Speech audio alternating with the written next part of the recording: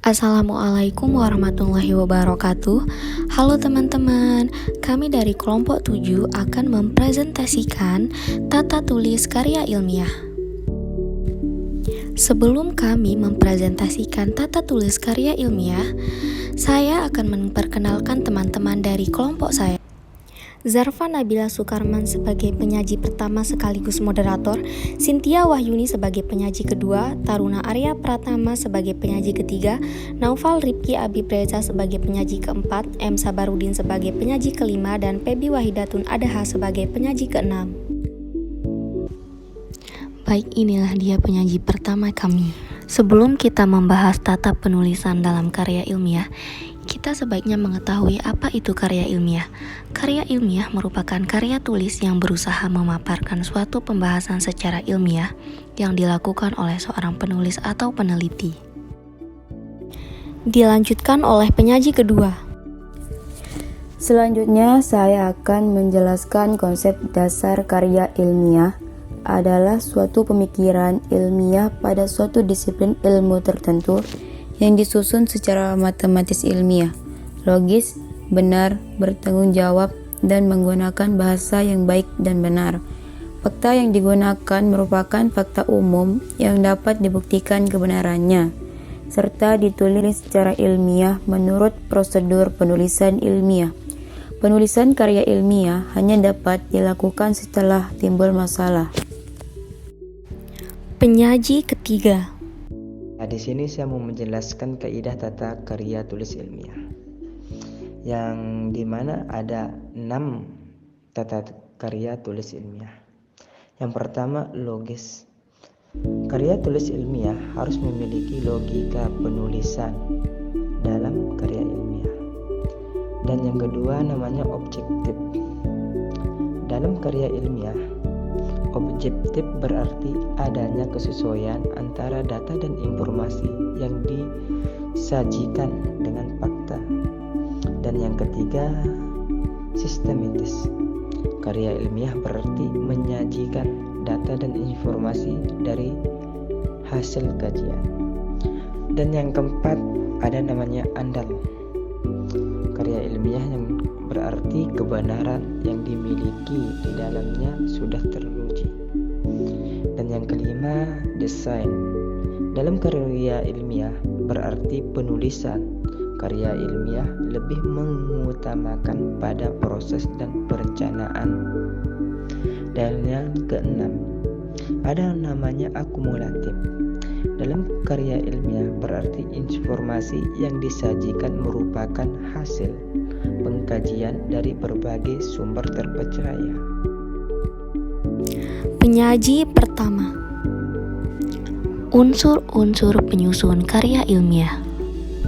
Yang pertama ada gagasan ilmiah, yang kedua fakta, 3 data dan hasil penelitian, 4 pendapat para ahli, 5 teori-teori yang relevan, 6 penalaran, dan 7 bahasa. Penyaji keempat.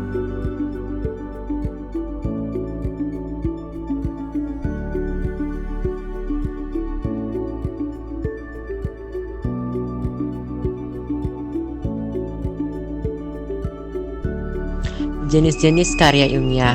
Jenis-jenis karya ilmiah ini dibagi menjadi 2. Pertama, berdasarkan kandungan isinya, yaitu laporan penelitian, artikel hasil penelitian, artikel gagasan konseptual, makalah, dan kertas kerja. Sedangkan berdasarkan jenjang akademik seperti skripsi, tesis, dan disertasi. Struktur karya ilmiah. Struktur karya ilmiah dibagi menjadi 3, yaitu bagian pendahuluan, bagian inti pembahasan, dan bagian penutup. Kaidah kebahasaan. Kaidah kebahasaan dibagi menjadi 5, yaitu 1. Menggunakan kata impersonal, 2. Menggunakan kalimat pasif, 3. Menggunakan bahasa reproduktif, 4. Menggunakan bahasa denotatif, 5. Menggunakan kata baku. 1. Menggunakan kata impersonal dalam penulisan karya ilmiah. Kami tidak boleh menggunakan kata ganti, saya, atau kami. Oleh karena itu, kata ganti yang diperbolehkan dalam penulisan karya ilmiah harus bersifat umum seperti penulis atau peneliti. Hal ini disebabkan dalam karya ilmiah yang diutamakan adalah subjeknya, bukan subjeknya. 2. Menggunakan kalimat pasif. Dalam penulisan karya ilmiah, kalimat yang digunakan bukan kalimat aktif, melainkan kalimat pasif. Contohnya, bila kamu ingin menulis, penulis melakukan observasi di terminal. Lebih baik ditulis observasi dilakukan di terminal. 3. Menggunakan bahasa reproduktif. Selanjutnya, kalimat yang kamu tulis harus menggunakan bahasa yang lugas dan tidak ambigu atau bermakna ganda. Hal ini bertujuan agar pembaca dapat memahami isi penelitian dengan mudah seperti memiliki pemahaman yang sama oleh peneliti. 4. Menggunakan bahasa denotatif. Bahasa yang kamu tulis dalam karya ilmiah sebaiknya adalah bahasa denotatif atau bahasa yang memiliki arti dan makna sebenarnya. Hal ini memiliki tujuan agar pembaca mampu memahami karya ilmiahmu dengan mudah. 5. Menggunakan kata baku. Kata yang digunakan dalam karya ilmiah haruslah kata baku sesuai Kamus Besar Bahasa Indonesia. Kata ini memiliki sifat yang tidak rancu dan tidak terpengaruh oleh bahasa lain. Selain itu, kamu juga perlu menuliskannya dengan kalimat yang efektif. Oke, terima kasih. Penyaji ke-6. Di sini saya akan menjelaskan tentang teknik penulisan karya ilmiah serta sistematis atau langkah-langkah karya ilmiah. Pertama, dalam teknik penulisan karya ilmiah itu ada 1. Membuat judul karya ilmiah. 2. Memberikan isi latar belakang yang bagus. 3. Membuat rumusan masalah. 4. Membuat pembahasan yang sederhana dan sesuai dengan variabel judul. 5. Membuat kesimpulan. Yang pertama, membuat judul karya ilmiah. Di sini judul yang diambil harus konkret, tidak bias atau meluas, serta menggambarkan ide dari hasil karya tulis ilmiah yang kita buat.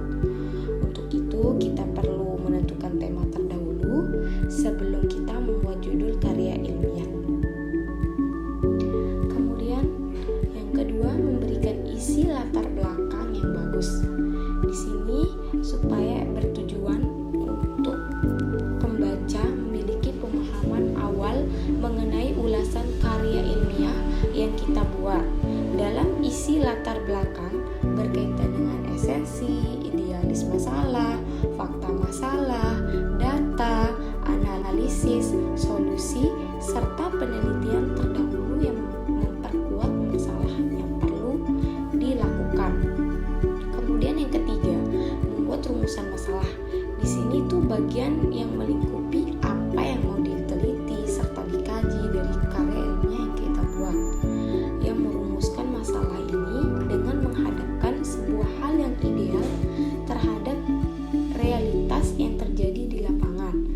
Maka yang harus diperhatikan ialah memperhatikan apa yang mau dibuat serta dilakukan untuk dipecahkan masalahnya. Kemudian yang keempat, membuat pembahasan yang sederhana dan sesuai dengan variabel. Untuk karya ilmiah yang perlu dipersiapkan penulis adalah memberikan analisis yang dilakukan yang kita buat. Caranya bisa dengan menerapkan beberapa hal ideal dengan fakta yang pastinya ada beberapa faktor yang mempengaruhi maupun menghalanginya. Yang kelima, membuat kesimpulan. Di sini cara membuat karya tulis ilmiah yang paling akhir dan terpenting adalah membuat kesimpulan yang diberikan untuk membuat pembaca memahami maksud dari apa yang diteliti maupun dibuat dari tulisan, sehingga paham akan tujuan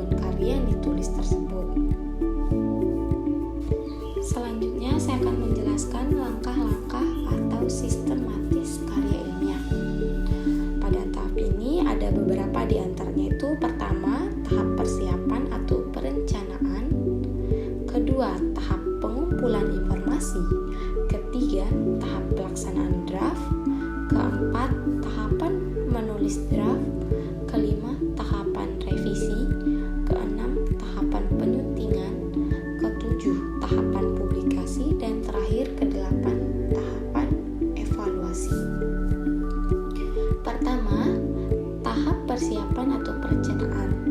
Di sini perencanaan itu adalah bagian yang tidak bisa dilepaskan bagi seorang penulis karya tulis ilmiah, karena dengan merencanakan segala aspek dari apa yang akan dibahas dan dikaji dapat tersampaikan dengan adanya perencanaan. Maka dari itu, alangkah baiknya sebelum menulis karya ilmiah, lebih baik dituliskan rencana yang mau ditulis itu apa, seperti pilih topik masalahnya, rumusan tujuan, telusuri topik-topiknya, identifikasi pembaca, dan tentukan cakupan atau ruang lingkup karya ilmiahmu sendiri.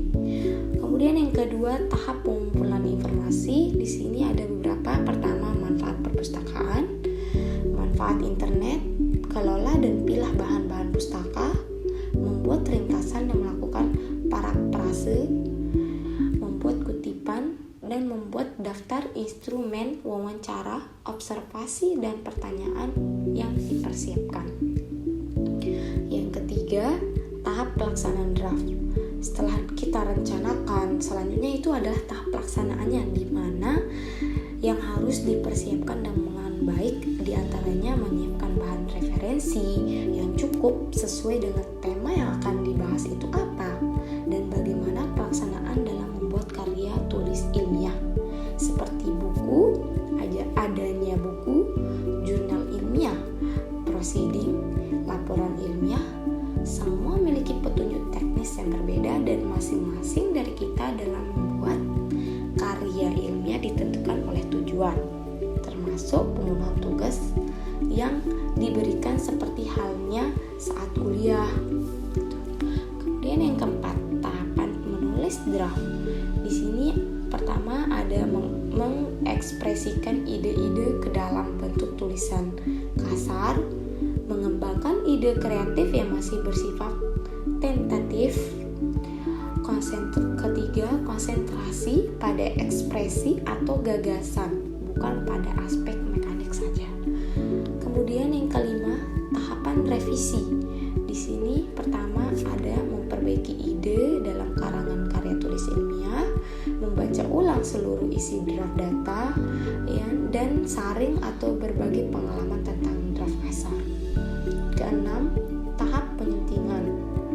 Di sini yang perlu kita bahas adalah tentang memperbaiki dan mengevaluasi perubahan-perubahan aspek mekanik karangan seperti huruf kapital, ejaan, struktur kalimat, tanda baca, istilah, kosakata, format karangan. Di sana itu harus kita benar-benar harus memperhatikan untuk kita perbaiki. Kemudian yang ketujuh, tahap publikasi. Di sini ada tulisan yang kita buat akan berarti dan lebih bermanfaat jika dibaca orang lain. Kemudian sesuaikan tulisan dengan media publikasi yang kita tuju. Dan yang terakhir, kedelapan, evaluasi. Di sini evaluasi perlu dilakukan dalam membuat karya ilmiah. Bagi penulis sangat perlu karena dengan evaluasi dapat mengukur kemampuan kita untuk bisa mengerjakan maupun menyelesaikan apa yang bisa kita lakukan dalam membuat karya ilmiah yang bagus, terutama bagi pemula atau yang memulai membuat karya tulis ilmiah. Untuk mengetahui cara menulis karya ilmiah, kita harus tahu dulu jenis karya tulis ilmiah tersebut, karena dengan mengetahui maka kita bisa melakukan klasifikasi apa yang mau kita kerjakan. Misalnya kita membuat laporan penelitian, kemudian lembaga, dan lain-lain.